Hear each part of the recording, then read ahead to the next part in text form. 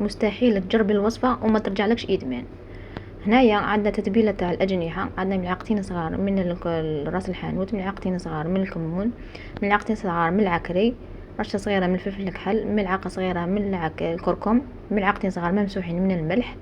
نخلط النواشف مع بعض ونزيد لهم ملعقتين كبار من الخل الابيض، ونزيد لهم ملعقتين ونص اكبر من الزيت، زيت زيتون ولا زيت نباتيه، نص ملعقه صغيره من الحسيله، 3 فصوص اكبار مسكرفجين من تاع الثوم، نخلطوهم ونزيدوا لهم حوالي ملعقتين كبار من الماء، ونخلطوا كلش مع بعض، ونتبلوا الاجنحه تاعنا كيما راكم تشوفوا كامل، ونستفوهم في البلان تاعنا، وندخلوهم للكوشه من تحت كامل على اعلى درجه، بلا ما نضغطوهم لا بالالومنيوم لا بورق الطهي، كيما راهم هكذاك على اعلى درجه.